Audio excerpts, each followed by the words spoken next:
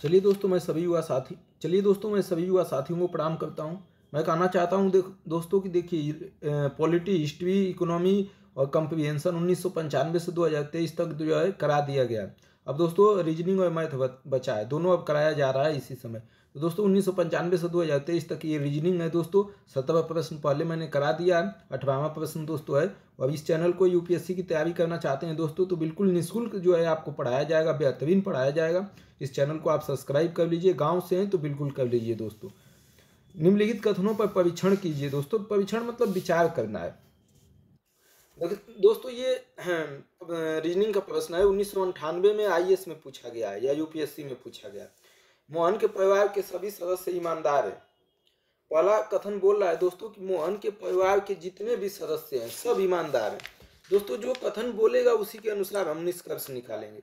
देखिए दोस्तों ये कथन है, ये जो है 1 2 3 4 जो है कथन है।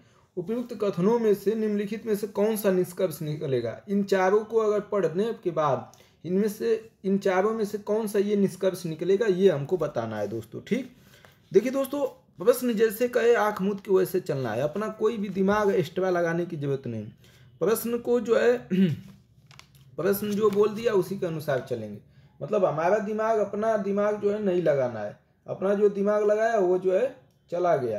तो प्रश्न जैसे कहे आंख मूंद के चलना है, डरना नहीं है कि ये क्या बोल रहा है प्रश्न। ठीक है दोस्तों, अगला आइए दोस्तों हम बताते हैं। मोहन के परिवार के सभी सदस्य ईमानदार हैं। जैसे आपका नाम मोहन है, अपना ही नाम रख लीजिए मोहन, और आपके जितने भी परिवार में सदस्य हैं सब लोग ईमानदार हैं। कोई बेईमान व्यक्ति आपके परिवार में नहीं है।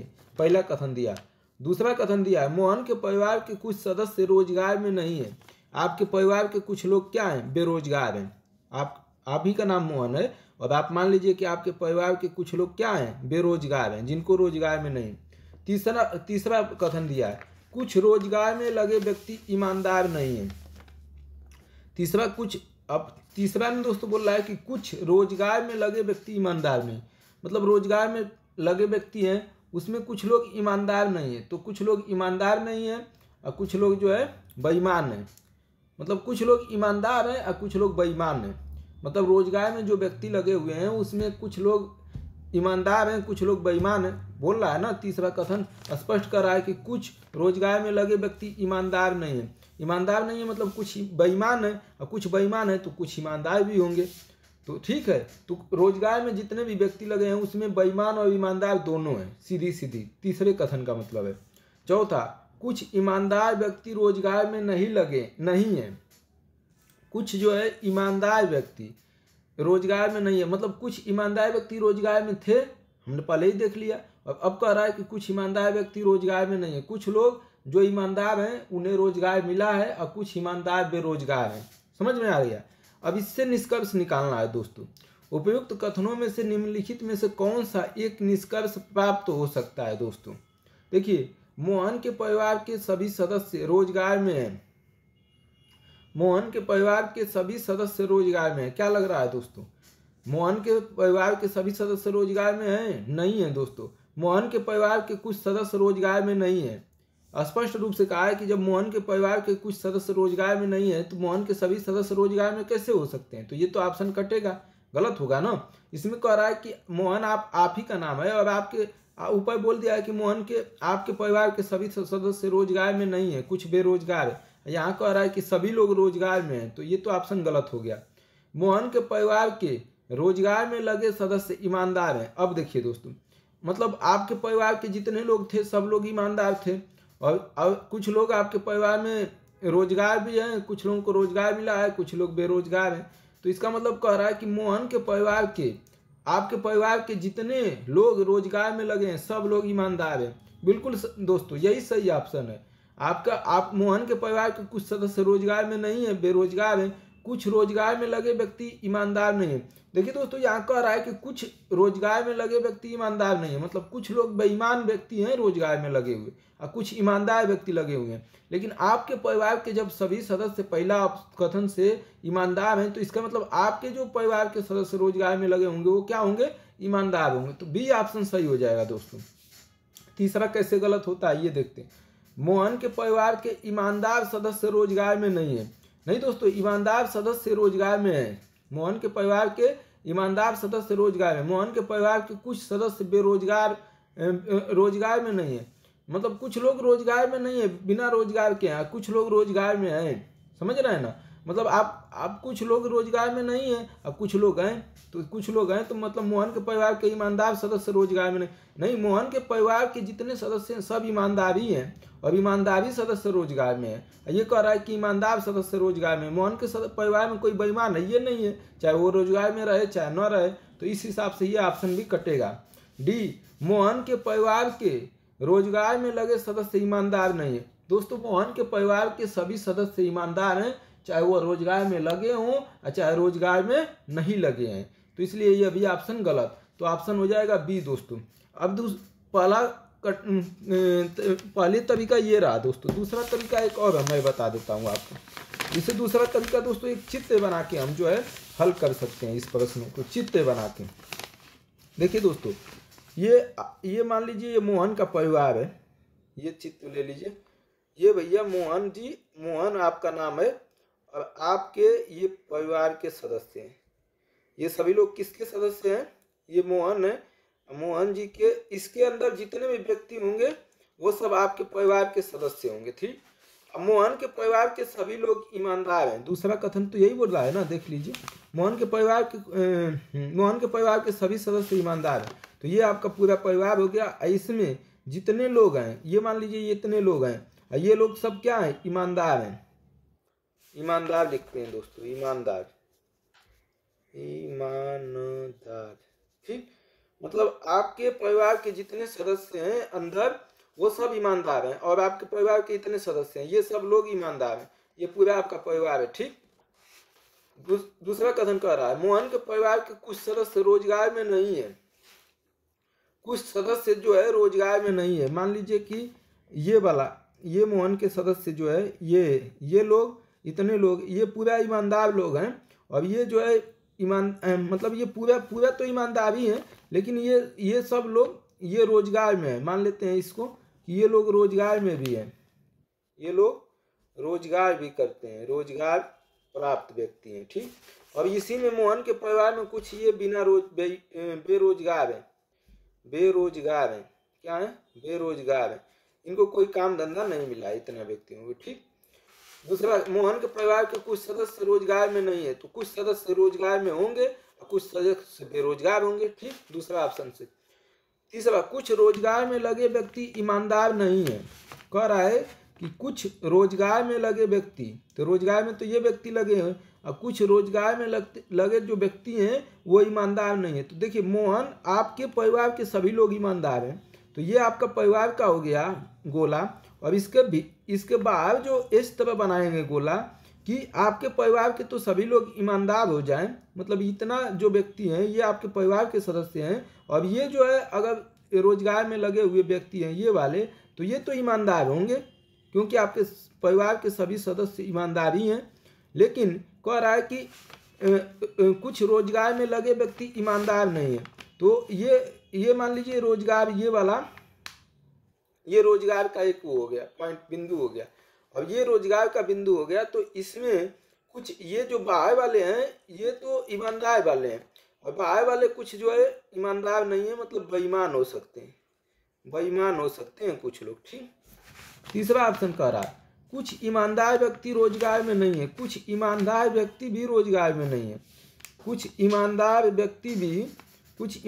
व्यक्ति जैसे ये भी मान लीजिए ईमानदारी हैं, ये तो सब ईमानदारी है ना, लेकिन ये देखिए ये ईमानदार होते हुए भी रोजगार में नहीं है। रोजगार वाला ये हो गया, ये रोजगार का बिंदु हो गया। तो ये मतलब जो है ईमानदार होते हुए भी बेरोजगार है। मोहन के परिवार के ये भी सदस्य हैं और ये ईमानदार होते हुए भी बेरोजगार है। अब देखिए दोस्तों, इससे विकल्प काटना हो तो कैसे काटा जा सकता है, देखिए फटाफट।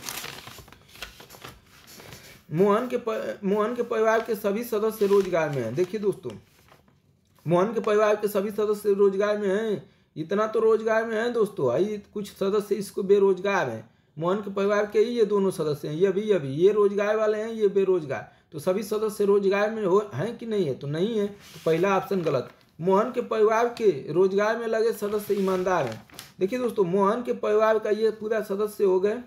अब इसमें से कह रहा है कि जो रोजगार में लगे हुए हैं वो ईमानदार हैं। तो बिल्कुल दोस्तों, मोहन के परिवार के सभी लोग ईमानदार हैं और इसमें से कुछ जो रोजगार में लगे हुए हैं वो भी ईमानदार होंगे। तो दूसरा ऑप्शन सही हो जाएगा। तीसरा दोस्तों कैसे गलत हो रहा है, कुछ रोजगार में लगे व्यक्ति ईमानदार नहीं है। कुछ जो है रोजगार में लगे व्यक्ति, कुछ जो है रोजगार में लगे व्यक्ति नहीं, मोहन के परिवार के ईमानदार सदस्य रोजगार में नहीं है। मोहन के परिवार के सदस्य बोल रहा है कि मोहन के परिवार के ईमानदार सदस्य, मोहन के परिवार के ईमानदार सदस्य रोजगार में नहीं है।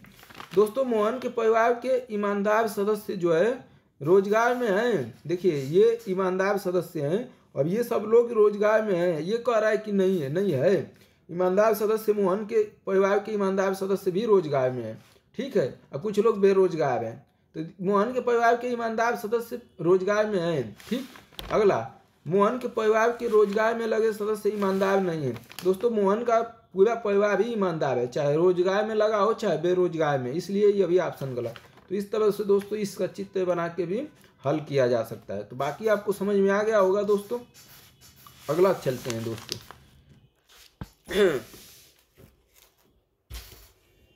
देखिए दोस्तों अगला, एक रात्रि भोज में मछली और मांस दोनों परोसे गए। मछली भी दिया गया, मांस भी दिया गया, ठीक।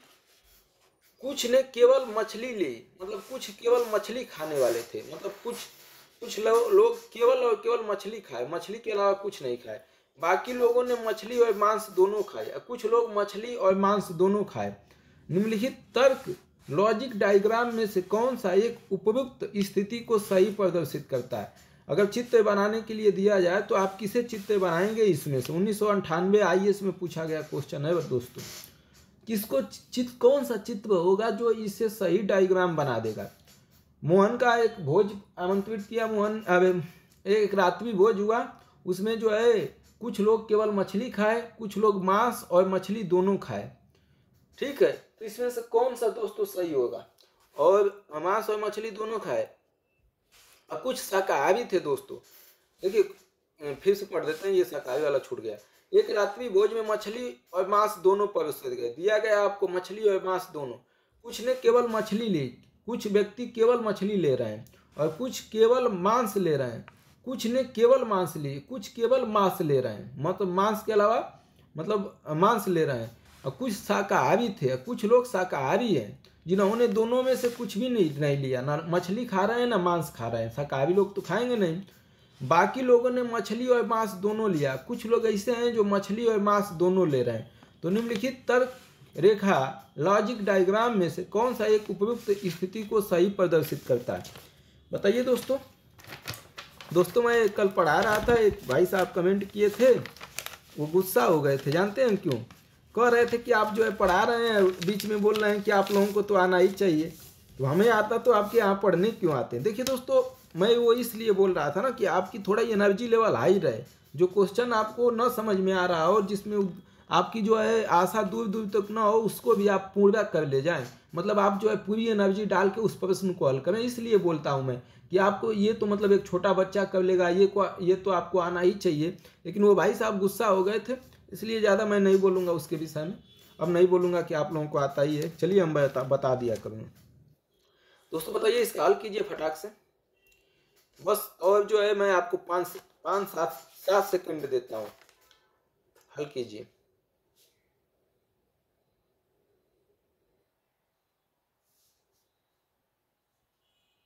चलिए देखिए दोस्तों, मैं बनाता हूँ इसका चित्र। देखिए दोस्तों, आपको पता है ये हो गया हमारा रात्रि भोज। इसमें मैं मतलब ये जो है इस चतुर्भुज ही बना देते हैं।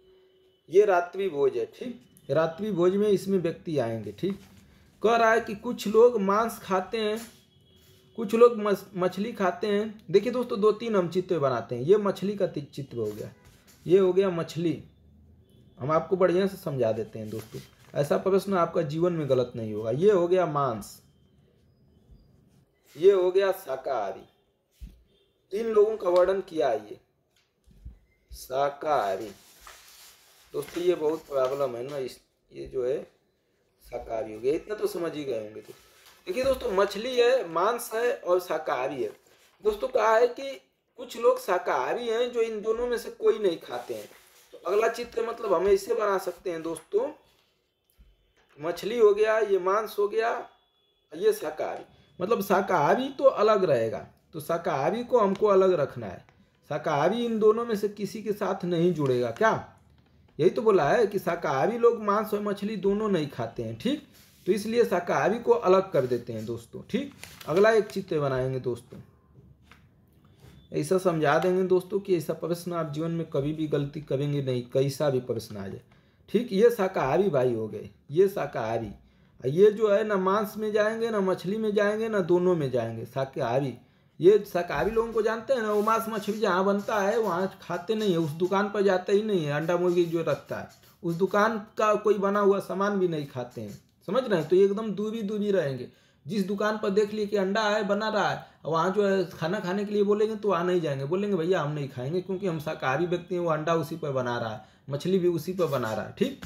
तो ये हो गए भैया शाकाहारी लोग। और शाकाहारी लोग जो है अंडा मांस मछली से दूर रखते हैं, तो ये अलग रहेगा दोस्तों, ठीक।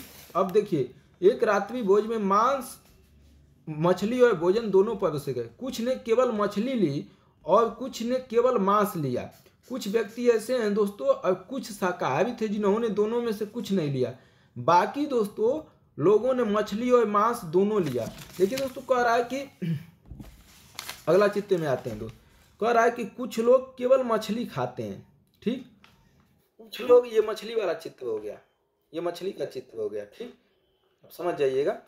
कुछ लोग जो है दोस्तों कह रहा है कि केवल जो है मांस खाते हैं। देखिए दोस्तों, मांस और मछली में अंतर क्या है, थोड़ा सा ये समझ लीजिए। देखिए दोस्तों, मांस जो होता है, एक मिनट, मांस में दोस्तों गाय का भी मांस आ जाएगा, भैंस का भी मांस आ जाएगा, बकरी का भी मांस आ जाएगा, मछली का भी मांस आ जाएगा, ठीक। मछली जो है अलग हो सकती है दोस्तों, मछली। कुछ लोग क्या करेंगे दोस्तों कि मांस में ही जो है मछली को रख देंगे, इस तरीके से रख देंगे दोस्तों। और कुछ लोग चित्र ऐसे ही बना देंगे कि ये हो गया भैया मांस में मछली, इसको शाकाहारी को अलग कर देते हैं। अब ये बना दिए चित्र, इसमें दिया भी होगा कहीं ना कहीं ऐसा चित्र, और वो कह देंगे कि यही है सही, देखिए ये वाला, यही मार देंगे सही, हो जाएगा उनका गलत। कहेंगे कि मांस में ही, मांस मछली तो मांस ही है ना, तो वो इसको अंदर डाल देंगे और कहेंगे कि शाकाहारी को अलग कर देते हैं, और ये हो जाएगा सही। लेकिन ये दोस्तों चित्र गलत है, ये चित्र गलत है। मैं अभी बताता हूँ दोस्तों। मांस में जो है गाय का भी मांस आ सकता है, भैंस का, कई मांस आ सकते हैं, ठीक।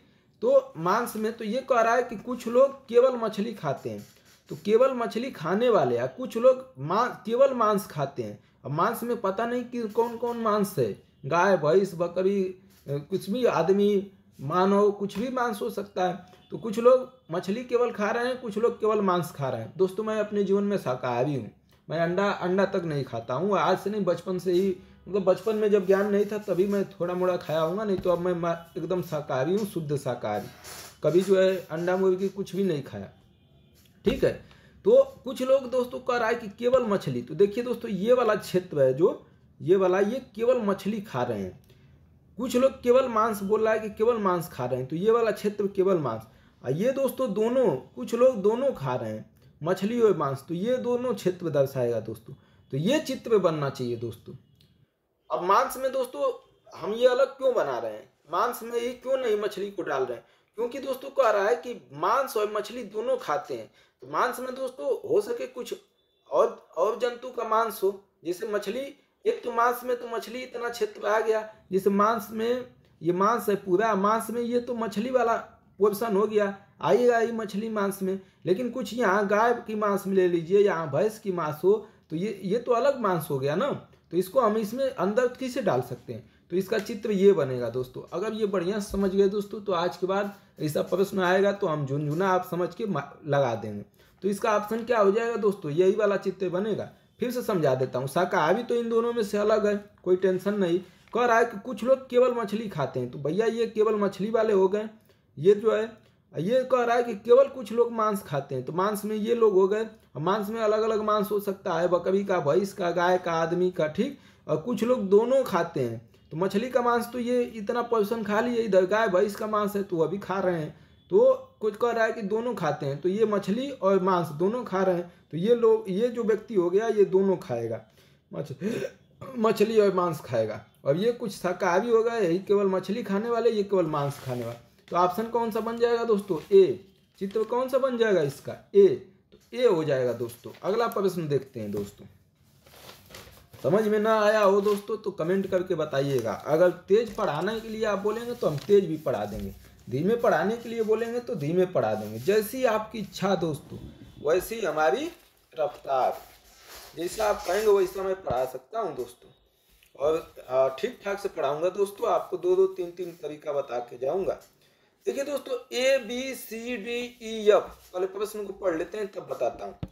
एक परिवार के सदस्य हैं, मतलब एक ही परिवार के भाई बहन माता पिता दादा दादी सब होंगे, एक ही परिवार के हैं, जिसमें 4 वयस्क हैं, वयस्क मतलब 18 वर्ष से ऊपर, और 3 बच्चे हैं, 3 जो है छोटे बच्चे हैं। ठीक, इनमें से 2 F और G लड़कियां हैं। F और G जो है वो लड़कियां हैं, मतलब F और G जो मान लीजिए नाम है ABCDE, तो F और G लड़कियां हैं। A और D भाई हैं, A और D जो है भाई हैं, आदमी हैं, ये दोनों लड़कियां हैं, ये दोनों भाई हैं, मतलब लड़के हैं, या जो है आदमी है। एवं A एक डॉक्टर है, A को बोल रहा है कि एक डॉक्टर है। E एक इंजीनियर है, E जो है एक इंजीनियर है जो भाइयों में एक से विवाहित है। ई एक इंजीनियर है और वह जो है जो भाई है उनमें से एक से विवाहित है, मतलब ई जो है इंजीनियर तो है, अब भाई से विवाहित है, मतलब ये लड़की होगी, पत्नी लगेगी, मतलब ये औरत होगी। 2 भाइयों में से एक से विवाहित है और जिसके 2 बच्चे हैं, इंजीनियर जो है उसके 2 बच्चे हैं, बी 2 बच्चे भी हैं इसके, और बी डी से विवाहित है। बी जो है डी से विवाह की है, बी जो है किससे विवाह की है? डी से। देखिए दोस्तों, बी कामा डी से विवाहित है, मतलब बी जो है डी से विवाह की है, और जी उनकी जी और बी डी से विवाहित है, और बी की जो संतान है, बी और डी विवाहित होंगे तो दोनों की संतान हो जाएंगे। बी डी से विवाहित है और जी उनकी संतानें हैं। जी जो है इसकी क्या है? संतान है, तो बी की संतान हो गई तो ये डी की भी संतान हो जाएगा। तो सी कौन है दोस्तों? जी का भाई है, एफ का पिता है, ई का पुत्र है, ए का पुत्र है। ये 1998 IAS में पूछा गया क्वेश्चन है दोस्तों। देखिए दोस्तों, ये बहुत ही आसान प्रश्न है, इसको हल करने का मैं कुछ टेक्निक बता देता हूं दोस्तों, जिससे आप आसानी से इस प्रश्न को हल करेंगे दोस्तों। देखिए दोस्तों, अगर कभी भी भाई बहन की बात करें दोस्तों, भाई बहन की बात करें तो बराबर का चिन्ह दे दीजिए, इस तरह भाई, इस तरह बहन, इस तरह बराबर में रखना है दोस्तों। अगर जो है फिर बोल दिया भाई बहन के बाद भाई भाई का बोले तो यह भी बराबर में ही रखिए, यह भी बराबर में, जैसा चिन्ह बना सकते हैं, ये कोई बराबर हम अपने मन से लगा रहे हैं, कोई जरूरत नहीं। भाई भाई बोल दिया दोस्तों, भाई भाई बोल दिया, भाई बहन बोल दिया, तो बराबर में रखना है, ऊपर नीचे नहीं रखना है, नीचे नहीं करना है। इस तरह एक पीढ़ी को दोस्तों बराबर में करना है। जैसे पति पत्नी बोल दिया दोस्तों, पति पत्नी, तो दोस्तों ये एक जनरेशन है ना, तो इसको भी बराबर में रखना है। चाहे आप एक से रखिए, चाहे इस तरह दोनों कर दीजिए, जैसी आपकी इच्छा बीच में। तो ये एक जनरेशन को दोस्तों ये इस तरीके से रखना है, ऊपर नीचे नहीं रखना है। ठीक, पति पत्नी, इसी तरह दादा दादी को भी इसी तरह रखना है दोस्तों। ठीक, अब देखिए दोस्तों, अगर बोल दिया माता और पुत्र और पिता और पुत्र को बोल दिया दोस्तों, देखिए पिता हो गया, अब पिता के नीचे ना पुत्र होगा, तो इस तरीके से पुत्र का दिखाएंगे दोस्तों, नीचे करेंगे। पुत्र की जब बात आएगी दोस्तों तो उसको ऊपर नहीं करेंगे, नीचे करेंगे। यहाँ क्यों नहीं कर रहे हैं? एक जनरेशन की बात होगी इसमें जो है समान उम्र के लोगों को रखेंगे हम, जो दोस्ती मित्रता करके अपने में हर बात बतिया लेते हो, उसको सीधा में रखेंगे। और जो पिता पुत्र हो जाएगा दोस्तों, तो पिता पुत्र से नीचे होगा, इसकी जनरेशन है तो इसको नीचे रख देंगे। इसी तरह अगर दादा की बात आ गई दोस्तों, यहाँ दादा दे दे तो दादा जो है पिता से भी ऊपर जाएंगे, तो इसका मतलब दादाजी को और ऊपर रखेंगे। ठीक, तो इस कंडीशन को दोस्तों आप समझ जाइए, और इसके बाद प्रश्न आसान हो जाएगा हल करना। ठीक, प्रश्नों को आसान हो जाएगा दोस्तों हल करना। चलिए आइए मैं आपको दिखाता हूँ दोस्तों प्रश्न। देखिए दोस्तों, आप हमारे कहने का मतलब UPSC ये कहती है दोस्तों, ज़्यादा मत पढ़िए, लेकिन जो भी पढ़िए ठोस पढ़िए। अगर आप ऐसा एक प्रश्न सही करने की सही ढंग से समझ जाते हैं तो आप 10, 20, 100 प्रश्न, 1000 प्रश्न ऐसे ही हल कर ले जाएंगे। देखिए दोस्तों अगला क्या कहा है, जैसे जैसे बोला है प्रश्न वैसे वैसे हम जो है करेंगे, आंख मूंद के, सोचेंगे नहीं कि गलत होगा कि सही होगा दोस्तों। ठीक, हम आंख मूंद के जो जो बोलेगा वो जो है काम करेंगे। ये संसाधनों का कमी भी दोस्तों कम परेशानी वाला बात नहीं है। एक मिनट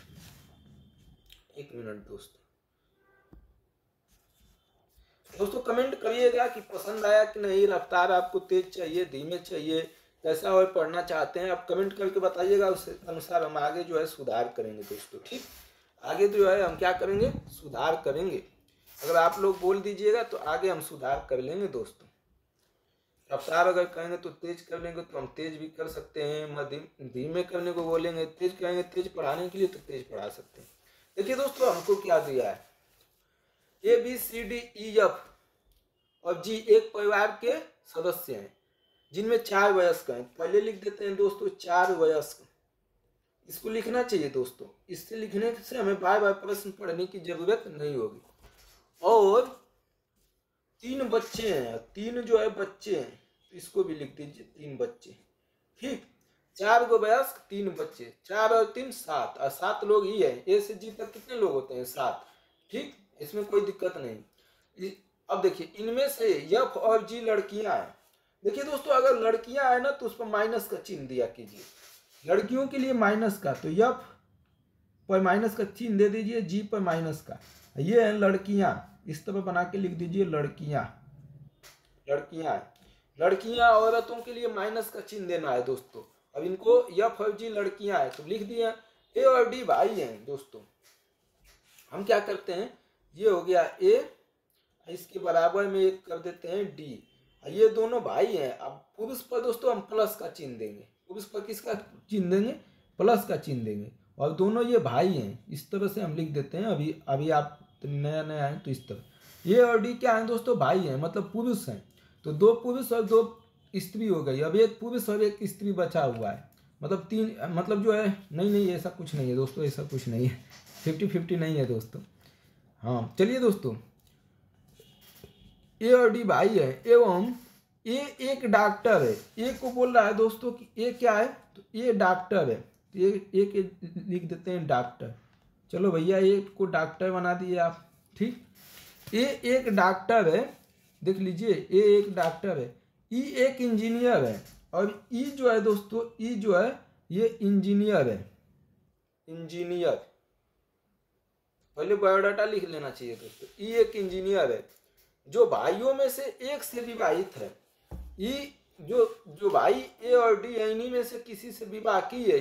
ये मतलब ये विवाह की है और ये भाई है, तो पति पत्नी की शादी होगी, इसका मतलब ये औरत रही होगी। औरत मतलब माइनस का चिन्ह, तो इसी में से किसी से ये विवाह करेगी, ए और डी में से। ठीक, एक से विवाहित है, जो भाइयों में से एक से विवाहित है, और जिसके 2 बच्चे हैं, बी और डी, इसके 2 बच्चे भी हैं दोस्तों। ई के जो है 2 बच्चे हैं, बच्चे का मतलब नीचे आएगा दोस्तों, नीचे जनरेशन नीचे करना है, बताए ना।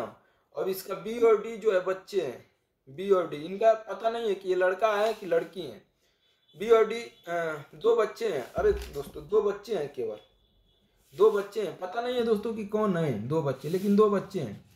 बी डी से विवाहित है, बी जो है दोस्तों, बी का विवाह जो है डी से हुआ है, इसका मतलब बी जो है, बी का विवाह डी से हुआ है, तो डी तो पुरुष है, तो बी तो मतलब स्त्री हो जाएगी। कोई कंफ्यूजन तो नहीं होना चाहिए भाई, बी पहले से आदमी है, अब विवाह बी से हुआ है, तो बी जो है क्या होगी, पत्नी होगी। पत्नी होगी तो माइनस हो जाएगा, ये इसकी बी जो है क्या हो गई, पत्नी। अब जब बी जो है इसकी पत्नी हो गई, ई की विवाह जो है ए और डी में से किसी के साथ हुआ है, बी का विवाह डी के साथ हो गया, तो ई का विवाह किसके साथ हुआ होगा, ए के साथ हुआ होगा क्या दोस्तों। तो ई का विवाह किसके साथ करा दे रहे हैं हम लोग, ए के साथ। अब कह रहा है कि अब प्रश्न में क्या बोला है आगे, बी डी से विवाहित है, बी जो है डी से विवाह कर ली। ठीक, विवाह के लिए हम पति पत्नी के लिए ये तीर का निशान दे देते हैं, कुछ भी दे लीजिए दोस्तों, आपके ऊपर है। बी डी से विवाहित है और जी उनकी संतान है। अब इसकी जी जो है एक संतान है, एक ही है, जी जो है इसकी संतान है। अभी लड़का है लड़की है, ये लड़की है दोस्तों, यहाँ पहले ही बता रखा है ना, तो यहाँ लड़की हो गई है, ये क्या हो गई, लड़की हो गई दोस्तों, क्या हो गई, लड़की हो गई। ये चार चार वयस्क बोला था, चार वयस्क हो गए, 1 2 3 4, ये दोनों पति पत्नी हो गए, ये दोनों पत्नी पत्नी, ये पति हो गया, ये पत्नी हो गई इसकी, ये पति हो गया इसकी, ये पत्नी हो गई। अब यहाँ दोस्तों बोला था ई इंजीनियर है, ई क्या हो गई, ये इंजीनियर, इंजीनियर, ये क्या है, इंजीनियर, ये जो है डॉक्टर है, ये जो है इंजीनियर है। और ई के दोस्तों 2 बच्चे हैं, 2 बच्चे बताया नहीं था कि कौन है, लेकिन इसके 2 बच्चे हैं। अब 2 बच्चे कौन होंगे दोस्तों, हमारे पास 7 व्यक्ति थे, ठीक, हमारे पास कितने व्यक्ति थे दोस्तों, 7, कितने व्यक्ति हो गए, तो देखिए 1 2 3 4 5, 5 व्यक्ति हो गए, 2 व्यक्तियों की कमी है दोस्तों, 5 2 7 होता है, वो 2 व्यक्ति इसकी यही होंगे, यहीं पर होंगे, ई के ही बच्चे होंगे। कौन कौन बचा है दोस्तों, ए बी सी बचा है तो सी हो जाएगा, और डी हो ही गया, ई बचा है, यफ यफ यफ बचा है दोस्तों, तो यफ। अब दोस्तों इनका पता नहीं है, यफ तो लड़की है दोस्तों, ये देखिए यहाँ से कलम देख रहे हैं ना, यहाँ यफ क्या है, लड़की है, पहले ही बता रखा है, तो ये भाई हो गई बच्ची। अब सी का तो भाई हमको पता नहीं है, सी लड़का है कि लड़की है, पता है आपको, नहीं पता है। अब देखिए दोस्तों सी का पता नहीं है हमको, अब हम प्रश्न का उत्तर देने के लिए तैयार हैं दोस्तों। ये पहला ऑप्शन दिया है ए, जी का भाई, सी कौन है दोस्तों, पूछा क्या है कि सी कौन है, सी जो है कौन है, ये जो है सी है दोस्तों, ये ई का पुत्र है या पुत्री है दोस्तों, हमको इतना मालूम है, ठीक है, चाहे ए का पुत्र है पुत्री है, क्योंकि ये शादी जो की है ना, तो ये ए का भी पुत्र पुत्री हो सकती है, ठीक। तो अगला देखिए सी कौन है दोस्तों, जी का भाई है, जी तो भाई यहाँ है, देखिए बी का लड़का जी है, और ये इधर डी और बी का लड़का जो है, लड़की जो है जी है, और ये जो है जी का भाई है, जी का भाई, सी जो है जी का भाई हो ही नहीं सकता है दोस्तों, इसका भाई यहाँ, इसका इसका जो लड़का होगा वो ना भाई होगा, तो इसका अभी भाई कोई है नहीं दोस्तों फिलहाल में, ये बहन ही है, इसकी बहन है, और इसका पता नहीं है, तो जी तो ऑप्शन गलत, ये ऑप्शन गलत हो। यफ का पिता है, सी कौन है, यफ का पिता है, सी जो है यफ का कहाँ से पिता हो गया भाई, ये तो भाई बहन है, या तो ये भाई बहन है, या तो बहन भाई है, बहन बहन है, या तो भाई बहन है, तो ये पिता नहीं होगा दोस्तों, दूसरा ऑप्शन भी गलत। ई की पुत्री है, ई की दोस्तों पुत्री हो सकती है, पुत्री है या पुत्र है ये नहीं मालूम है दोस्तों, पुत्र भी हो सकता है पुत्री भी हो सकती है, क्योंकि हमें मालूम नहीं है, लेकिन ई जो है पुत्री है, ए का पुत्र है, देखिए दोस्तों ई की पुत्री बोल रहा है, ए का पुत्र बोल रहा है, और दोनों में से हो सकता है दोस्तों, हमको मतलब कहीं ना कहीं कुछ मिस्टेक है दोस्तों, प्रश्न अभी जो है हमारा कहीं ना कहीं कुछ छूट रहा है, उसको हमको देखना पड़ेगा, फिर से पढ़ना पड़ेगा प्रश्न दोस्तों। ए बी सी डी ई और यफ जी एक परिवार के सदस्य हैं, जिनमें 4 वयस्क और 3 बच्चे हैं, इनमें से यफ और जी लड़कियां हैं, यफ और जी लड़कियां हैं दोस्तों, हमने बना दिया। ए और डी भाई हैं, ए और डी भाई बना दिया दोस्तों दोनों को, एवं ए एक डॉक्टर है, ए को हमने डॉक्टर भी बना दिया ऊपर, ई एक इंजीनियर है, ई को इंजीनियर बना दिया हमने दोस्तों। जो भाइयों में से एक से विवाहित है, तो दोस्तों एक से विवाह भी करा दिया, ये कोई से विवाह भी करा दिया हमने, विवाहित है। और जिनके 2 बच्चे हैं, तो इनके 2 बच्चे भी मैंने दे दिए दोस्तों नीचे करके, 2 बच्चे सी और यफ, 2 बच्चे हैं। बी डी से विवाहित है, बी का विवाह हमने दोस्तों डी से करा दिया, बी पत्नी बन गई डी की, और विवाहित है। और जी उनकी संतान है, जी कौन है दोस्तों, उनकी संतान है, तो जी को मैंने उसका संतान बना दिया दोस्तों, ठीक, जी को मैंने संतान बना दिया, ठीक। तो संतान है, तो सी कौन है दोस्तों, सी कौन है, सी को पूछ रहा है दोस्तों कि सी कौन है, ई का पुत्र है कि ए का पुत्र है कि पुत्री है दोस्तों। भाई हमको तो कंफ्यूजन ही हो गया, हमको तो कंफ्यूजन ही हो गया दोस्तों, इसलिए कि हमको जेंडर तो पता ही नहीं चल रहा है। आपको जेंडर पता चल रहा है, क्या होगा दोस्तों, देखिए ई ए, सी जो है ई और ए का पुत्र या पुत्री हो सकता है दोस्तों, सी जो है ए और ई का पुत्र या पुत्री हो सकता है, आपको क्या लग रहा है दोस्तों, बताइए।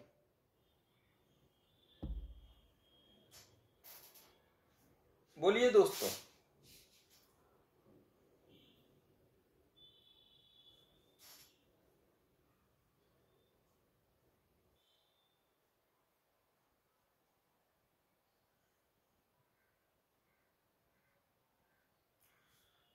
कह रहा है कि ए का पुत्र बोल रहा है दोस्तों।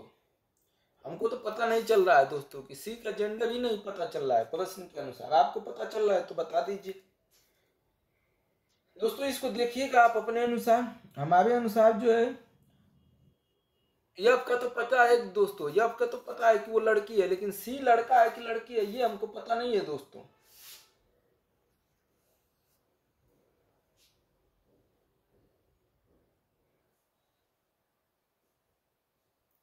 जी और यफ तो लड़कियां हैं दोस्तों।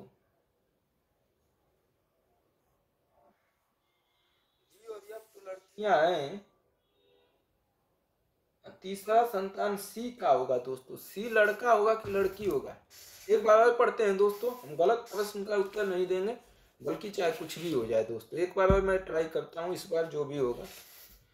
ABCDEFGH एक परिवार के सदस्य हैं जिनमें 4 वयस्क और 3 बच्चे हैं। 4 वयस्क का 3 बच्चे बस बोल रहा है। लड़का है कि कितने लड़के हैं, कितनी लड़कियां हैं, कितने औरत हैं, आदमी हैं, ये कोई नहीं पता है।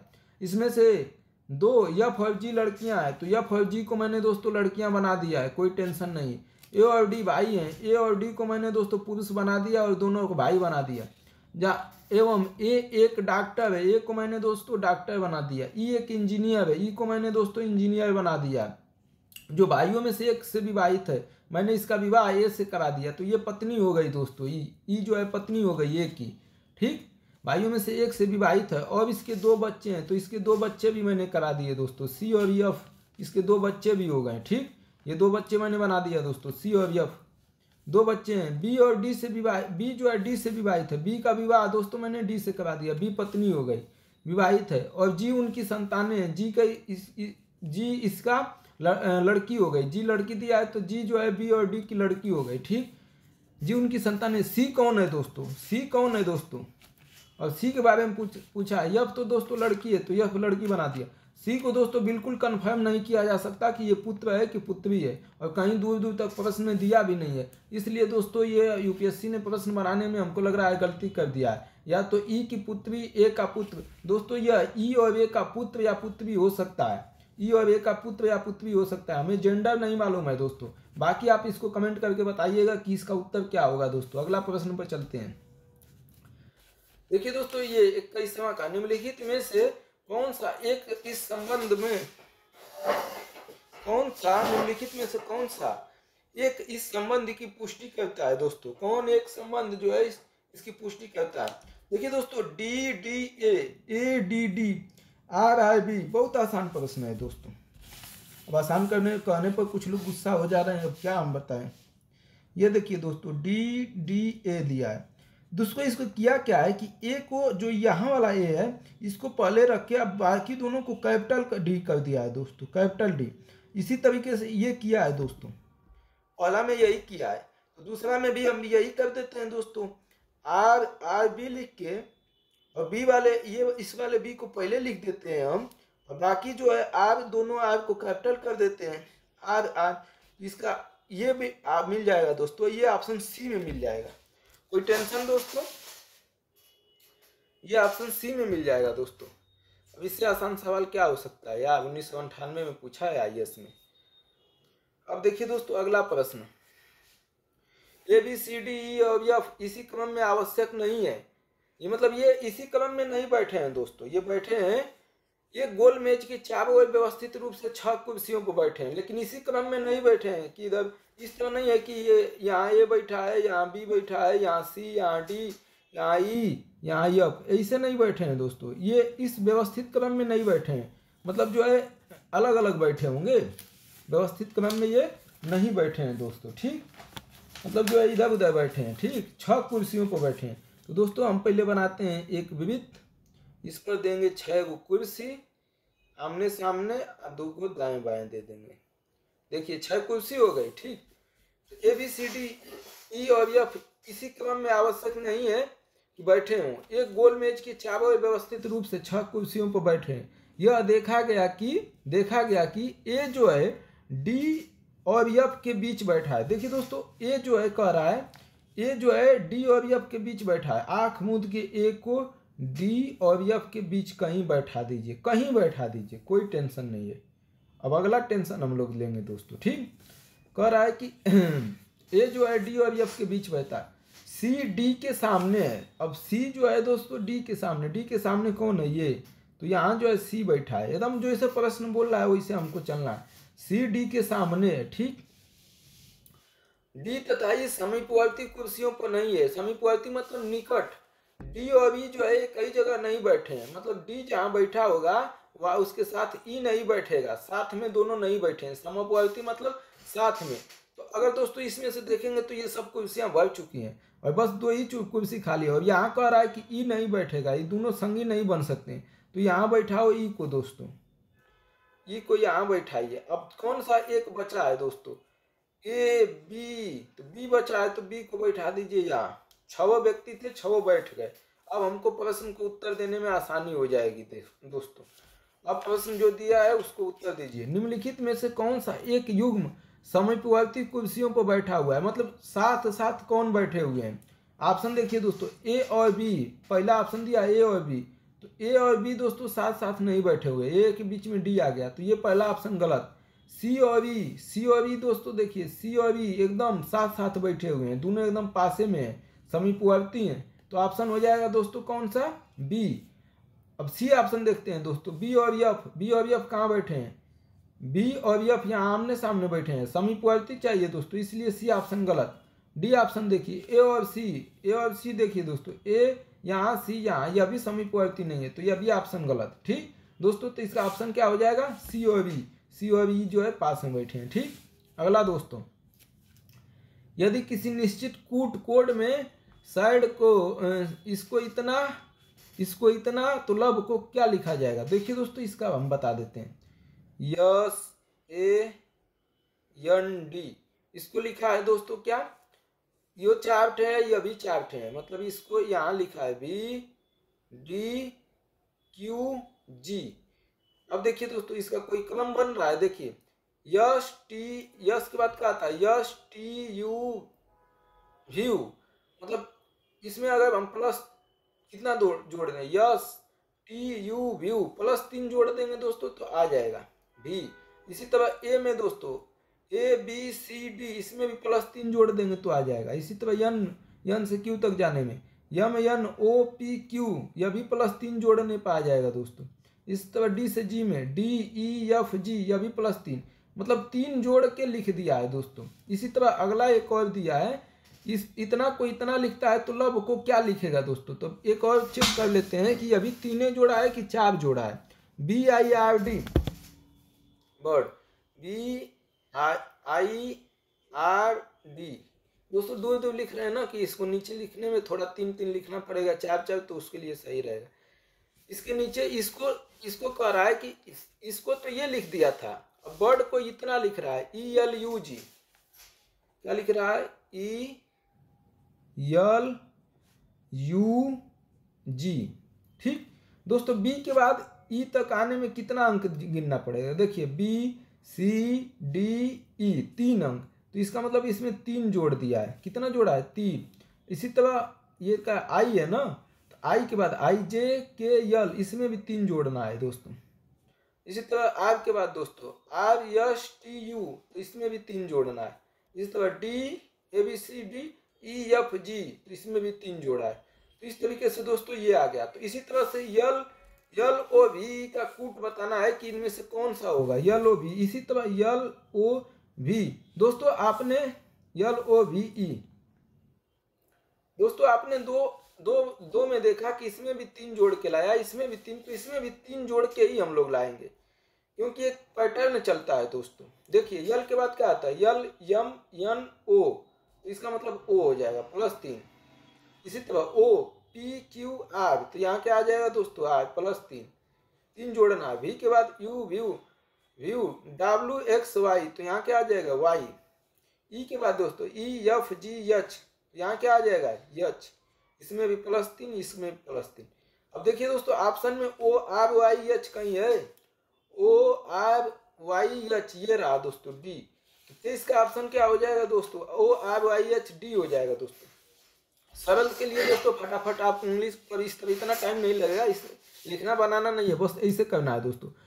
यस टी यू व्यू तो इसका मतलब 3 जोड़ दिया।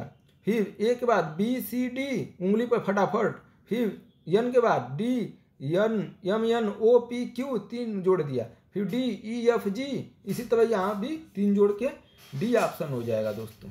अगला दोस्तों दिया है, बोलने में बहुत एनर्जी लगती है दोस्तों, और नया नया में तो बहुत ही।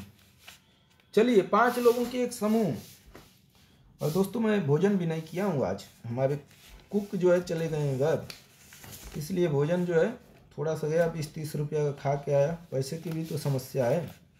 देखिए दोस्तों 5 लोगों के एक समूह में के, यल और यम महत्वाकांक्षी है।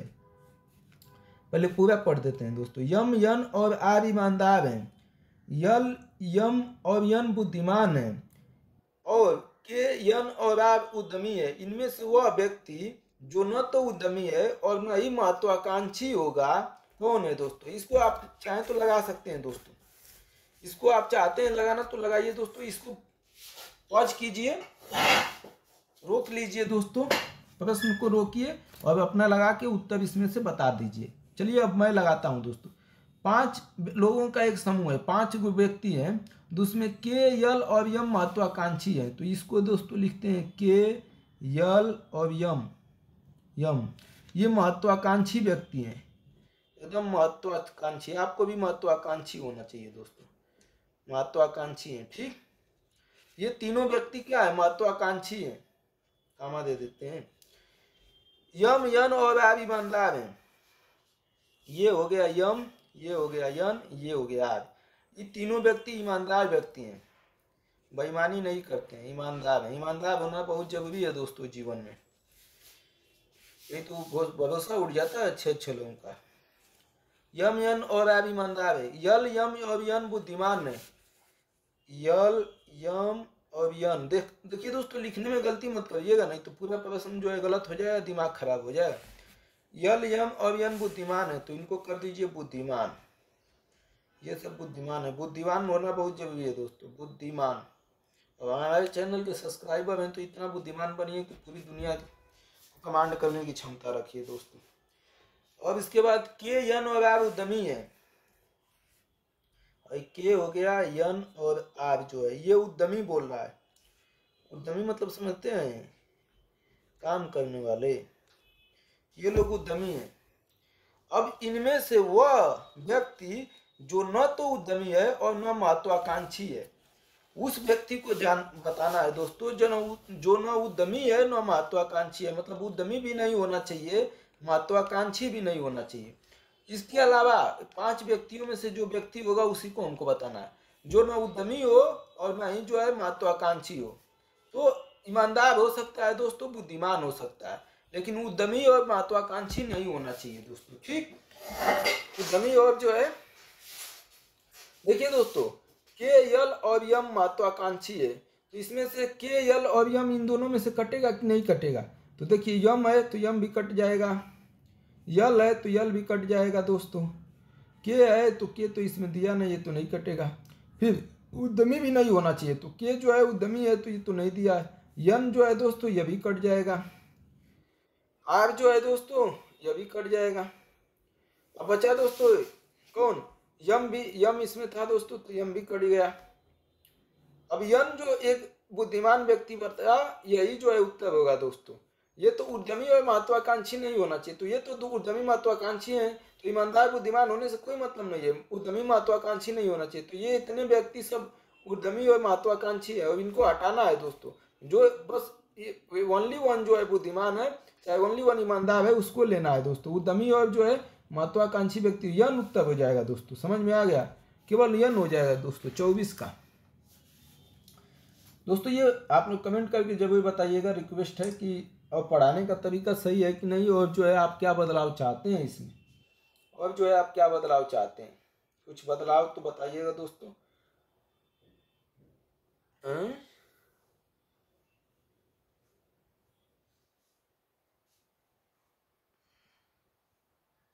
एक मिनट दोस्तों,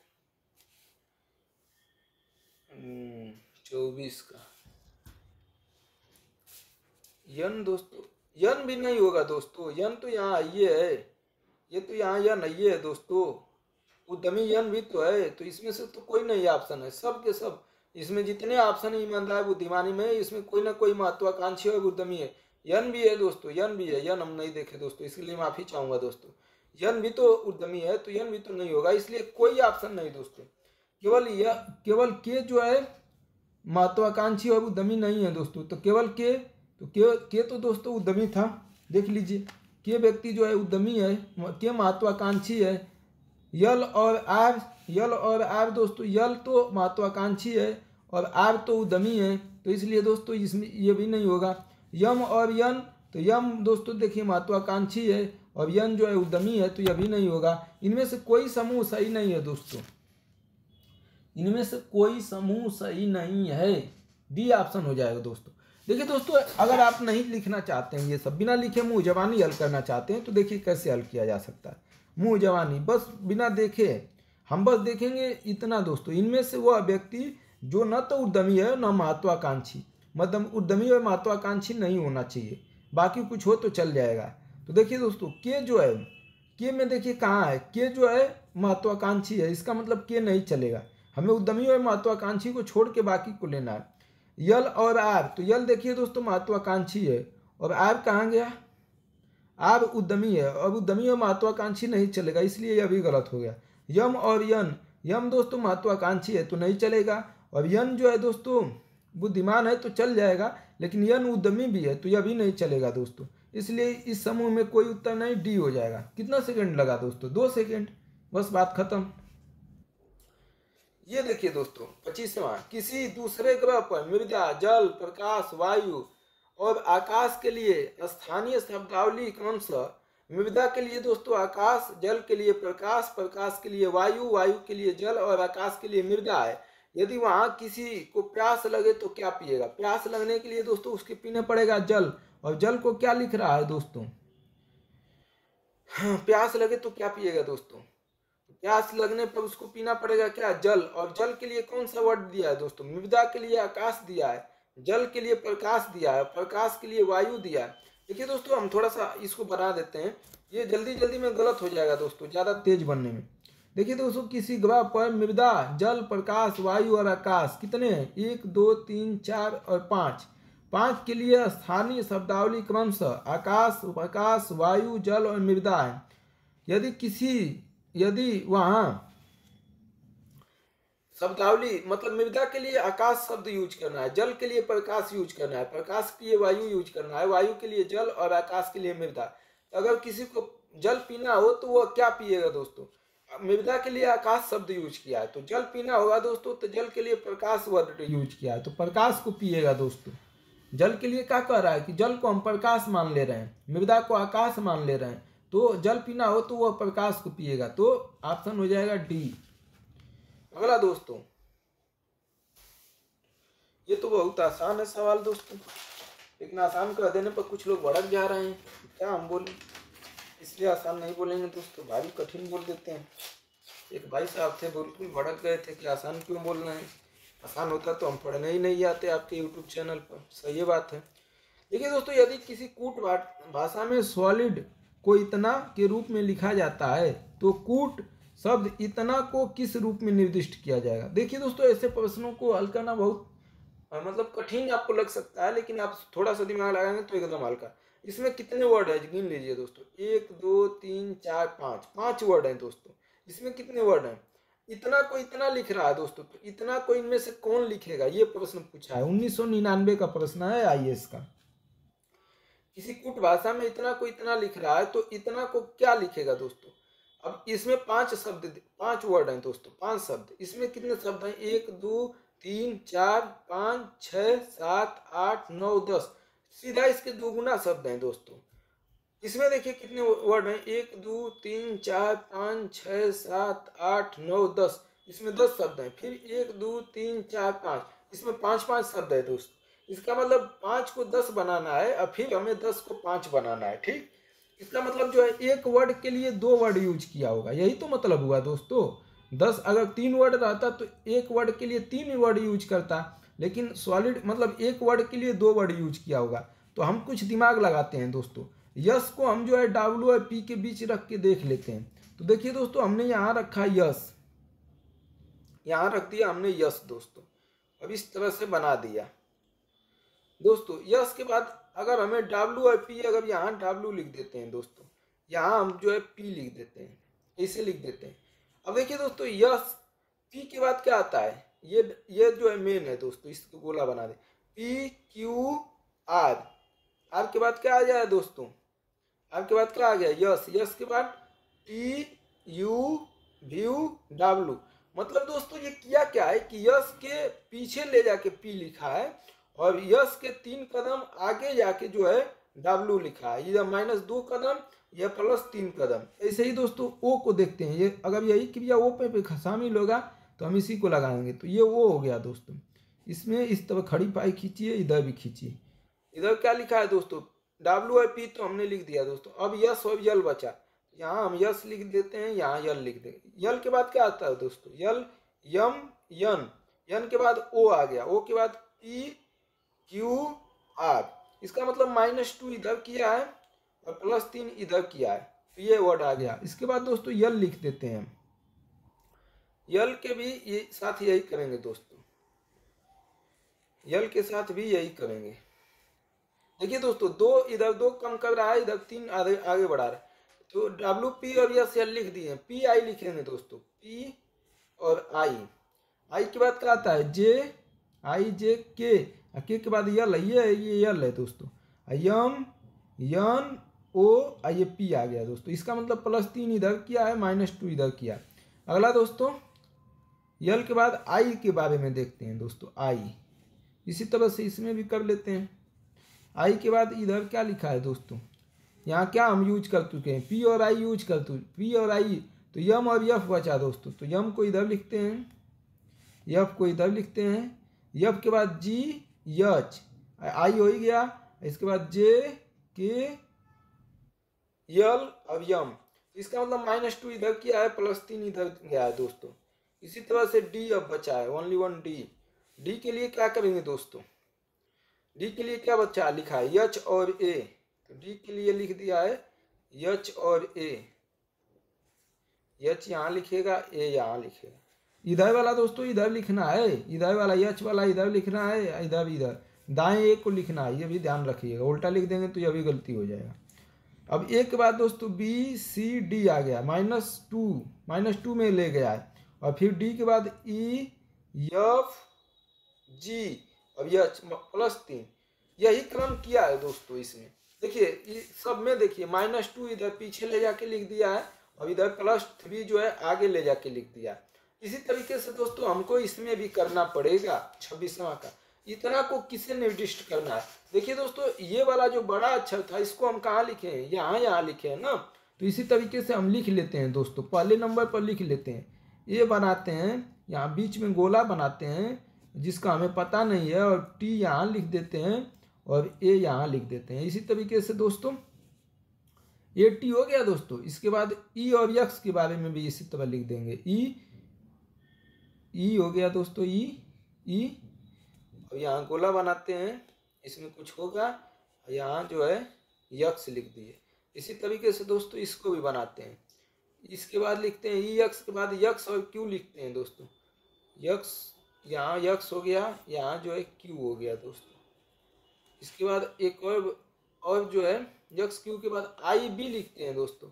यहाँ जो है आई जो है इधर है तो आई, और इधर बी लिखते हैं दोस्तों। इसके बाद एक और है वी और ओ, वी है दोस्तों, वी है इस तरीके से ओ। अब देखिए दोस्तों हमने क्या किया था, इसमें इसी में हमको भरना है दोस्तों। इसमें क्या आएगा, तो -2 इधर ले जाना है दोस्तों, इसके इधर -2 और इसके इधर +3, मतलब जो है इसके इधर +3 लाना है। देखिए दोस्तों -t मतलब टी के बाद हमने यल के बाद क्या लिया था, यम यन ओ। इसी तरह से टी के बाद यस टी यू व्यू, इसमें क्या आ जाएगा दोस्तों डब्लू, और इधर +3 ले गया था तो +3 मतलब डब्लू के बाद एक्स वाई जेड, और जेड के बाद दोस्तों ए आ जाएगा। तो इस तरीके से ये सही हो गया, ठीक समझ गए। इसके बाद दोस्तों यक्स, या तो दोस्तों ये कर लीजिए इसको पीछे ले जाइए, जैसे ई के बाद इसे पीछे भी ले जाके देख सकते हैं। ये -3 किया है ना, अब +3 किया है, +3 बढ़ाया है, यहाँ जो है -2 किया। अब देखिए दोस्तों, इसका एक और तरीका है कि आप इधर पीछे ले जाइए। ई के बाद क्या, डी, ई से पहले क्या आता है, डी के पहले क्या आता है, सी के पहले क्या आता है, बी के बाद तो ए इसमें आ जाएगा दोस्तों। अभी ए के बाद क्या आता है इधर, एक्स वाई जेड। ए के पीछे क्या आता है दोस्तों, जेड, और जेड के पीछे क्या आता है, वाई। इस तरीके से फिर देखिए दोस्तों, क्यू के बाद पी क्यू, आर हो गया, आर के बाद यस हो गया, यस के बाद क्या आएगा, टी, तो टी बीच में हो जाएगा, टी के बाद यू, वी, डब्ल्यू और एक्स यहाँ ये है दोस्तों। इसका इसी प्रकार जो है ये -2 कर दीजिए, ये इधर +3 कर दीजिए। इस तरह बी के बाद बी, सी, डी के बाद ई इसमें आ जाएगा दोस्तों, ई के बाद एफ, जी, एच और आई जो है यहाँ हम पहले से लिखे थे, तो ये आ गया -2 a +3। इस तरह करने के बाद दोस्तों हमको मिल गया क्या, W A T E। अब ऑप्शन में देखिए कहीं W A T E लिखा है, W A T E और एक और छूटा है दोस्तों, इसको भी बना लीजिए। ओ के बाद O, M N O P Q R S T U, view यहाँ ये है दोस्तों, तो -2 +3। तो ये क्या हो गया दोस्तों, आर। तो यहाँ जो है आर, देखिए WATER वाटर शब्द है दोस्तों, वाटर डी में दिया है, तो इसका ऑप्शन क्या हो जाएगा दोस्तों, डी। इसका ऑप्शन क्या हो जाएगा दोस्तों, डी। तो हो सके दोस्तों, उम्मीद करता हूँ आपको समझ में नहीं आ गया होगा।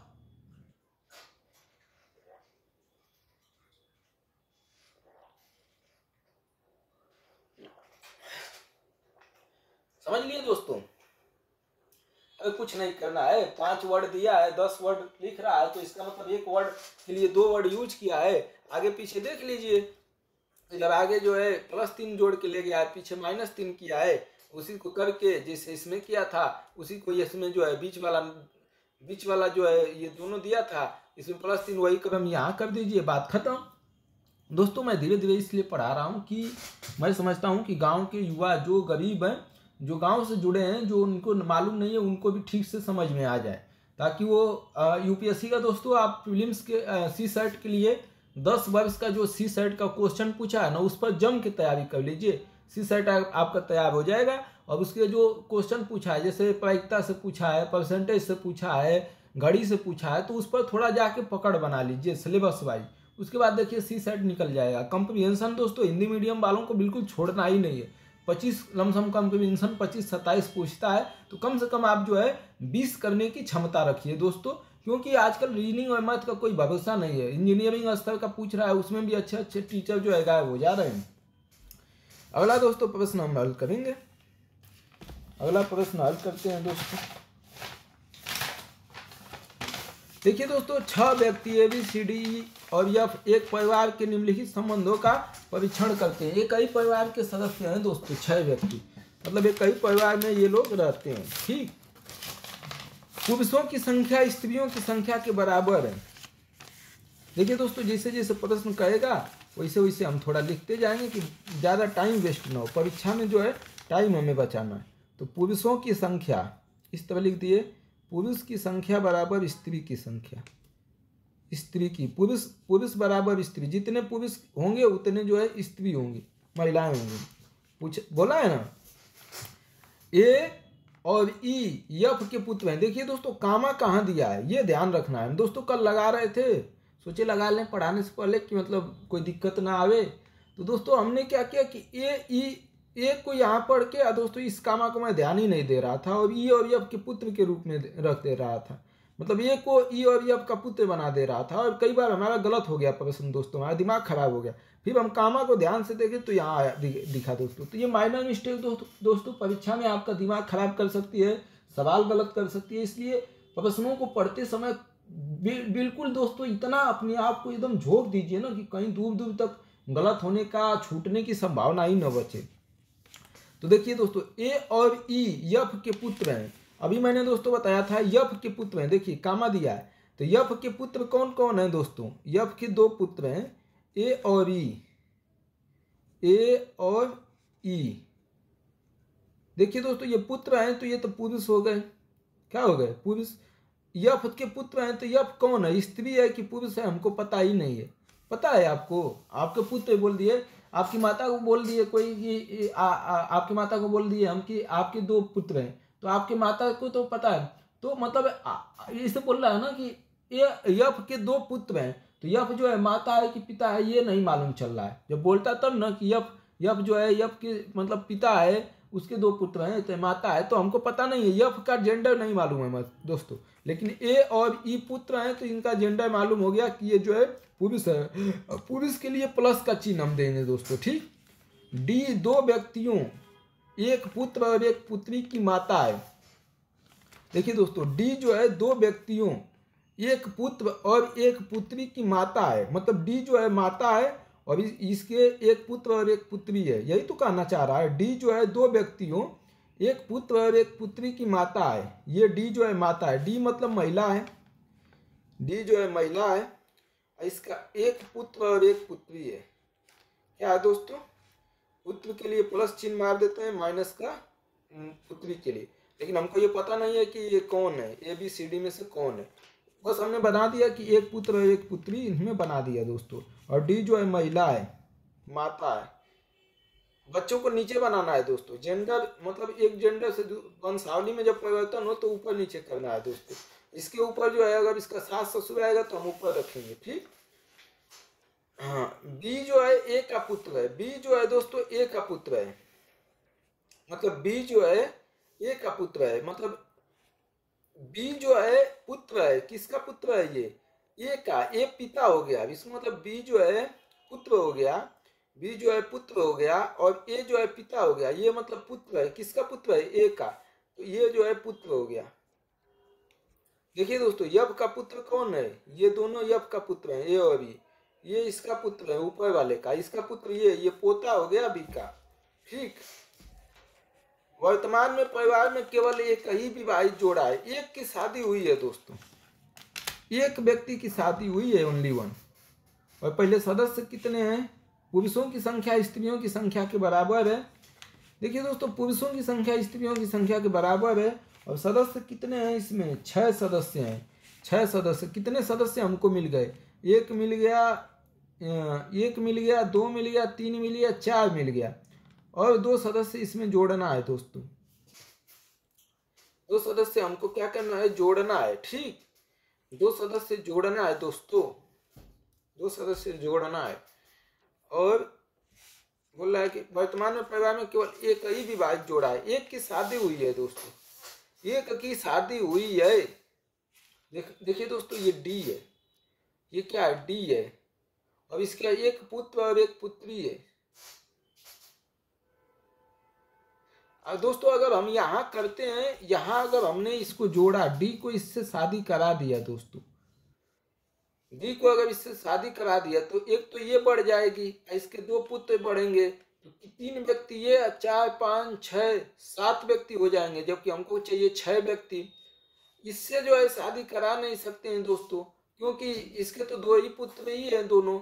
अब एक इसका जो है अगर इससे शादी करा दिए तो ये इसका पिता, इसका जो है पति हो जाएगा, पति के 2 पुत्र हो जाए या पत्नी के 2 पुत्र और पुत्री हो जाए, ऐसा कभी होगा नहीं।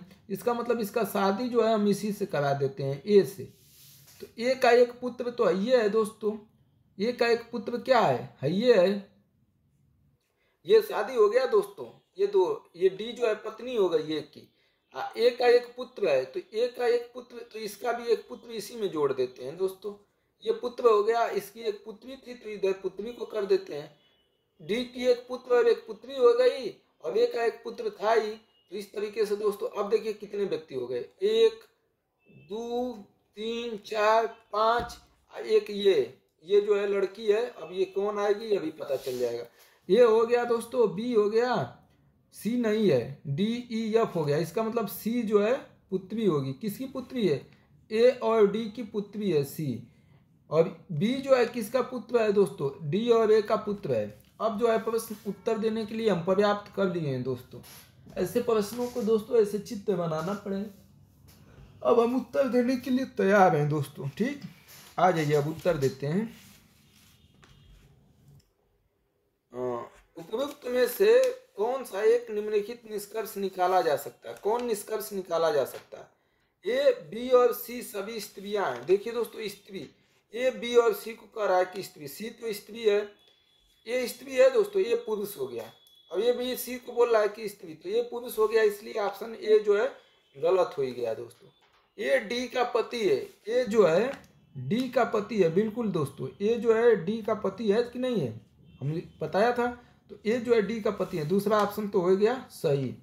तीसरा दोस्तों, ई और एफ डी की संतान है। दोस्तों देखिए, ई और एफ डी की संतान है। कहाँ डी, खुदे एफ जो है ई की संतान है, एफ का संतान खुदे ई है, तो ई कहाँ से हो जाएगा? तो ये गलत हो गया दोस्तों, तीसरा ऑप्शन गलत। डी एफ की पौत्री है, डी जो है एफ की पौत्री है, एफ की पौत्री कहाँ है दोस्तों? ये इसका पुत्र है या इसकी पुत्री की पत्नी, बहू हो जाएगी, डी बहू है, तो इसलिए यह भी गलत। तो इसका ऑप्शन बी हो जाएगा दोस्तों, कोई दिक्कत? ऑप्शन बी हो जाएगा, बी। अगला दोस्तों देखते हैं, दोस्तों हमारा चैनल अगर पसंद है तो सब्सक्राइब कर दीजिएगा, थोड़ा सा लाइक शेयर भी कर दीजिएगा, ताकि जल्द से जल्द हमारा चैनल मोनेटाइज हो जाए। इसके बाद दोस्तों आपको पैसे की भी आवश्यकता होगी ना, पैसा आएगा तो पैसा भी दे देंगे, जीवन में कोई कष्ट नहीं रहने देंगे आपके। किताब कापी की भी जरूरत होगी तो फ्री में दे देंगे हम। देखिए दोस्तों, एक कूट में मार्च को इतना लिखा जाता है, मार्च को इतना लिखा जाता है, उसी कूट में इतना को क्या लिखा जाएगा? ठीक है, मार्च को इतना लिखा जाता है, तो इतना को इसमें से क्या लिखा जाएगा? तो मार्च की लिख लेते हैं दोस्तों, अब देखते हैं कितना। पहले शब्द गिन लेते हैं, 1 2 3 4 5, 1 2 3 4 5, इसका मतलब कुछ जोड़ा घटाया होगा बस। MARCH हो गया दोस्तों। इसको लिखा है क्या? OCP, इसके सामने इसलिए लिख ले रहे हैं दोस्तों कि इसी में से जोड़ा घटाया होगा, E और J। देखिए दोस्तों, यम के बाद क्या आता है? यम यन, यम के बाद इस तरह यम यन ओ, मतलब +2 यहाँ कर देंगे तो ओ आ जाएगा। इसी तरह ये के बाद 20 और सी, तो +2 कर देंगे तो सी आ जाएगा। इसी तरह आर के बाद यस और टी, इसका मतलब +2 कर देंगे तो टी आ जाएगा। इसी तरह सी के बाद दोस्तों CDE, तो अगर +2 कर दिए तो ई आ गया। इसी तरह यच के बाद EFGHIJ, +2 कर दिए तो दोस्तों जे आ जाएगा। इसका मतलब 2 जोड़ कर लाया है इसको। इसका मतलब कि हमें जो है इसको किस प्रकार लिखा जाएगा? तो जो संबंध इसका होगा दोस्तों, वही संबंध इनमें से किसी का होगा। तो इसमें भी हम 2 जोड़ के देख लेंगे। RETURN रिटर्न, RETURN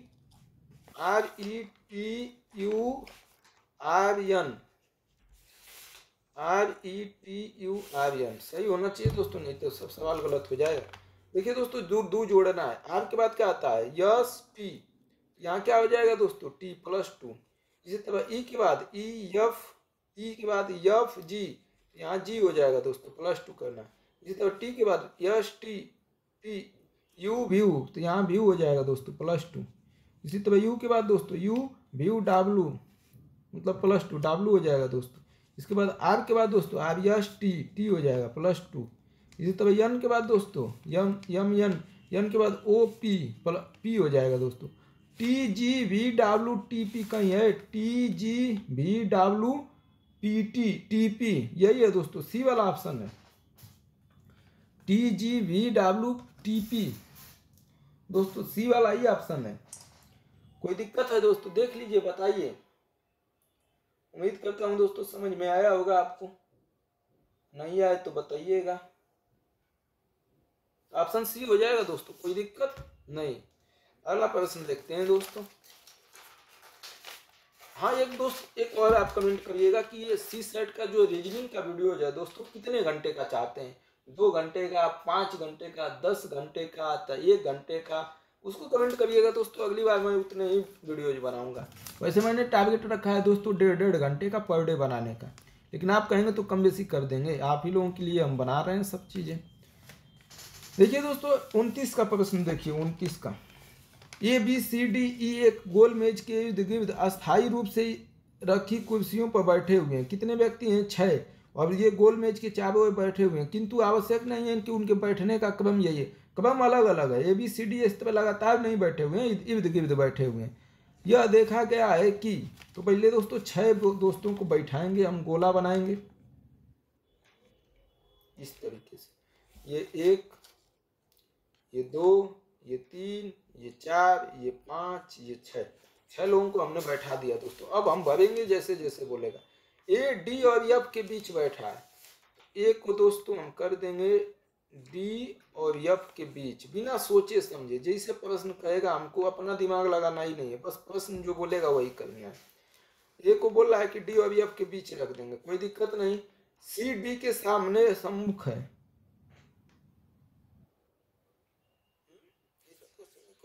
दोस्तों चलिए सी डी के सम्मुख है, सी जो है डी के सम्मुख है, सी यहाँ है, सामने सम्मुख का मतलब सामने, ठीक, सी डी के सम्मुख है, कोई दिक्कत। डी और ई अगल बगल की कुर्सियों पर नहीं है, डी और ई जो है, डी और ई यहाँ अगल बगल नहीं है, यहाँ ई नहीं होगा दोस्तों, तो या ई को यहाँ बैठा दीजिए, ठीक। अब कौन बचा दोस्तों, ए बी, बी बचा तो बी को यहाँ बैठा दीजिए।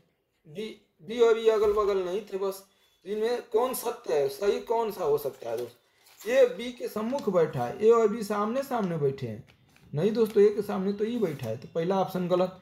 डी और ई के सम्मुख बैठा है, डी ई के सम्मुख बैठा है, डी और ई नहीं दोस्तों, डी के सामने तो सी बैठा है, तो यह भी गलत।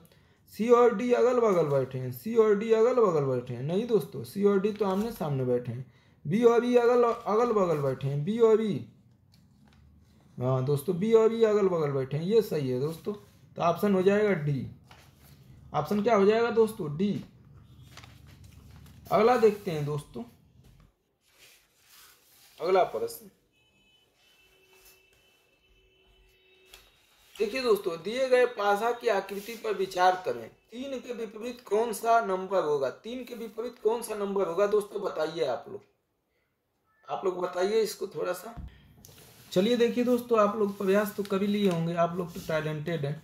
दिए गए पासे में आकृति पर विचार कीजिए, 3 के विपरीत कौन सा नंबर है दोस्तों, 3 ये है दोस्तों, बाकी कहीं में 3 नहीं है, बस एक ही पासा में 3 है। और इसके विपरीत साइड में कौन सा नंबर होगा दोस्तों, मतलब सीधा विपरीत इसके कौन सा नंबर होगा। देखिए दोस्तों, 3 के साथ 6 और 2 है, और 6 और 2 तो हो नहीं सकता, 6 2 ऐसे भी नहीं दिया है, तो बात खत्म है, 6 2 तो हो नहीं सकता है दोस्तों। लेकिन देखिए दोस्तों, दो जो है इसमें भी है, 2 इसमें भी है, और 2 के ठीक ऊपर 6 है दोस्तों, 2 का सटा हुआ 6 है, यहाँ भी 2 के सटे हुए 6 है। इसका मतलब कि 2 और अगर 2 सटे हुए मिल जाए दोस्तों, तो जो 2 अगर आपस में मिल जाते हैं दोस्तों, 2 पासे है और 2 अगर उसमें से मिल जाते हैं, तो एक जो होता है दोस्तों एक दूसरे का विपरीत हो जाता है, पहली कंडीशन। 4 का विपरीत 3 हो जाएगा दोस्तों, अगर 2 मिल जाते हैं तो तीसरा जो बचता है वो आपस में विपरीत हो जाता है। तीसरा कंडीशन दोस्तों मैं आपको बताता हूँ, एक टेक्निक जो है उससे भी आप देख सकते हैं। देखिए दोस्तों, इस पासा को लीजिए और इस पासा को घुमाइए, अब इस पासा को घुमाएंगे तो 6 ऊपर जाएगा, 2 को यहाँ कीजिए दोस्तों, ऐसे जब घुमाएंगे इस पासे को ऐसे करके दोस्तों, तो 2 यहाँ आएगा, 6 यहाँ आ गया, तो ऑटोमेटिक 3 के विपरीत 4 चला जाएगा। लेकिन दोस्तों बस नियम जान लीजिए आप कि अगर 2 अंक जो है दोनों पासों में मिल जाए किसी के, तो जो बचता हुआ अंक है वो एक दूसरे के विपरीत हो जाता है। दोस्तों मैं आपको पासा पढ़ा दूंगा एकदम बेहतरीन तरीके से ना, कि आपका कोई भी पासा का सवाल गलत हो ही नहीं सकता है, चाहे दुनिया में कहीं से पूछ दे। लेकिन अभी दोस्तों मैं इसको पढ़ा रहा हूँ, बाकी दोस्तों एक एक पोर्शन पर भी मैं काम करूँगा जल्दी। इसको थोड़ा ख़त्म कर लेते हैं 1995 से 2023 तक, उसके बाद मैं पासा ओसा जो क्रमचय संचय परसेंटेज इस पर भी थोड़ा पढ़ाऊंगा दोस्तों बढ़िया से। अगला दोस्तों कह रहा है 31 का दोस्तों, ये लास्ट प्रश्न करेंगे हम दोस्तों। अधिकतर गिटार वादक दाढ़ी वाले पुरुष होते हैं। देखिए दोस्तों, पहले हम जो है गिटार वादक, अधिकतर गिटार वादक दाढ़ी वाले पुरुष होते हैं, मतलब अधिकतर जो है लिख ही लेते हैं इस तरह, अधिकतर गिटार वादक दाढ़ी वाले पुरुष होते हैं, दाढ़ी, अरे यार, दाढ़ी वाले पुरुष होते हैं, दाढ़ी वाले पुरुष, ठीक। यदि ये सभी पुरुषों को निरूपित करता हो, ये जो है सभी पुरुष को निरूपित करता है। चित्र दिया है दोस्तों इसमें, ये जो है सभी पुरुषों को निरूपित करता है, रिप्रेजेंट करता है। बी दाढ़ी वाले पुरुषों को निरूपित करता है। बी वाले जो है सब दाढ़ी वाले हैं, बी जो है दाढ़ी वाले पुरुष हैं। ये जो है सभी पुरुषों को, अभी जो है दाढ़ी वाले, ये क्या कर रहा है, ये सभी पुरुषों को निरूपित करता है। बी दाढ़ी वाले पुरुषों को निरूपित करता है। सी जो है सभी पुरुष गिटार वादक को निरूपित करता है। सी जो है सभी पुरुष गिटार वादक को निरूपित करता है। तो उनके बीच संबंध का सही रेखाचित्र है दोस्तों। कौन सा उनके बीच सही संबंध है ये बताना है दोस्तों हमको।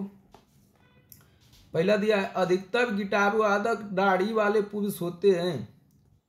पहले दोस्तों हम लिख लेते हैं ताकि हमको जो है आसानी हो जाए। ये सभी पुरुषों को, तो एक को लिख देते हैं हम सभी पुरुष, सभी पुरुष। टेंशन मत लीजिए दोस्तों, ये हमारी बुक है, कोई दूसरा इसमें वो नहीं। ये जो है सभी पुरुषों को, बी दाढ़ी वाले पुरुषों को, बी जो है ये जो है दाढ़ी वाले पुरुष हैं। जितना दाढ़ी रखे हैं, दाढ़ी वाले पुरुष, दाढ़ी। आप दाढ़ी रखते हैं कि नहीं दोस्तों? दाढ़ी वाले पुरुष, हम दाढ़ी नहीं रखते हैं। और सी पुरुष गिटार वादक को, ये सी वाले हैं गिटार बजा रहे हैं। दाढ़ी इसलिए नहीं रखते हैं दोस्तों कि हमको लगता है दाढ़ी जो है एनर्जी खींचती है सभी, इसलिए हम दाढ़ी नहीं रखते हैं। लेकिन छीलते भी नहीं हैं दोस्तों, हम काटते हैं अपनी दाढ़ी। ये हो गया दोस्तों ना। अब क्या कह रहा है, ये सभी पुरुषों को निरूपित करता है। बी दाढ़ी वाले पुरुषों को निरूपित करता है। और सी पुरुष गिटार वादक को, सभी पुरुष गिटार वादकों को निरूपित करता है। एक मिनट दोस्तों, सभी पुरुष, सभी लिखना चाहिए, सभी भी छूटना नहीं। सभी पुरुष गिटार वादक हैं, ये सभी पुरुष गिटार वादक हैं। सी बी दाढ़ी वाले पुरुषों को निरूपित करता है, सिर्फ दाढ़ी वाले पुरुष हैं। तो उनके बीच संबंध कौन होगा? अधिकतर गिटार वादक दाढ़ी वाले पुरुष होते हैं। ये प्रश्न है दोस्तों। अधिकतर जो है गिटार वादक, तो ये सभी गिटार वादक हैं, सी वाले। और सी वाले अधिकतर गिटार वादक जो है दाढ़ी वाले पुरुष होते हैं, दाढ़ी वाले पुरुष होते हैं। बी दाढ़ी वाले पुरुष को बता रहा है दोस्तों, बी जो है दाढ़ी वाले पुरुष को कह रहा है। तो बताइए दोस्तों, आप लोग थोड़ा बताइए, तब हम जो है बताते हैं। चलिए देखिए दोस्तों, इसका उत्तर क्या हो जाएगा। कह रहा है कि अधिकतर गिटार वादक दाढ़ी वाले पुरुष होते हैं। दोस्तों ये तो कहा है कि सभी पुरुष हैं, इसका मतलब ए के अंदर ही हमको रखना पड़ेगा। ये जो है सभी पुरुष हैं और ए के अंदर ही रखेंगे तभी तो कुछ बात बनेगी। ये जो है सभी पुरुषों को जब रिप्रेजेंट कर रहा है, दाढ़ी वाले, बिना दाढ़ी वाले, गिटार वादक, बिना गिटार वादक, तो फिर जो है ए के बाहर तो हम रख नहीं सकते हैं। तो इसी तरीके से ऑप्शन जो है ये गलत हो जाएगा दोस्तों, ये सही हो जा रहा है। लेकिन हमको जो है थोड़ा सा देख लेना है कि क्वेश्चन के हिसाब से भी सही होना चाहिए। बी दाढ़ी वाले पुरुषों को निरूपित करता है, मैंने लिख दिया दोस्तों, बी दाढ़ी वाले पुरुषों को निरूपित करता है। सी जो है सभी पुरुष गिटार वादकों को निरूपित करता है। सी जो है सभी पुरुष गिटार वादकों को निरूपित करता है। तो उनमें से संबंधों में सही लेखाकित अधिकतर गिटार वादक दाढ़ी वाले पुरुष हैं, मतलब अधिक से अधिक जो गिटार बजाते हैं वो दाढ़ी वाले पुरुष हैं, दाढ़ी वाले। देखिए दोस्तों, बी का ये दाढ़ी वाले पुरुष हैं और अधिकतर गिटार वादक, मतलब अधिक से अधिक जो गिटार वादक हैं वो दाढ़ी वाले पुरुष हैं। मतलब ये दोस्तों, ये बी जो है दाढ़ी वाला, ये जो पोर्शन है दोस्तों रंगा हुआ, ये जो है मिल रहा है। अब ये जो है अधिकतर ये गिटार वादक भी हो गए, दाढ़ी वाले पुरुष भी हो गए, सभी पुरुषों में आ गए। तो इसलिए ऑप्शन ए हो जाएगा दोस्तों। आशा करता हूँ दोस्तों समझ में आ गया होगा। बाकी दोस्तों आप कोई भी बदलाव चाहते हो, समय कम करना, स्पीड ज़्यादा कराना, या जो है कोई भी बदलाव, तो आप कमेंट कीजिएगा दोस्तों, अगली बार वैसे ही बदलाव लेके आएंगे। बहुत बहुत धन्यवाद दोस्तों, तहे दिल से आभारी हैं आपके कि आप लोगों ने 7 दिन में 500-600 सब्सक्राइबर कर दिए। और इस चैनल को मोनेटाइज करने में आप लोगों का जो योगदान होगा दोस्तों, मैं आभारी रहूँगा जीवन भर। बहुत बहुत धन्यवाद दोस्तों। इस चैनल को लाइक शेयर सब्सक्राइब कर दीजिए और पीछे के अन्य वीडियो दोस्तों प्ले लिस्ट में जाके 1995 से 2023 तक देखिए। धन्यवाद दोस्तों।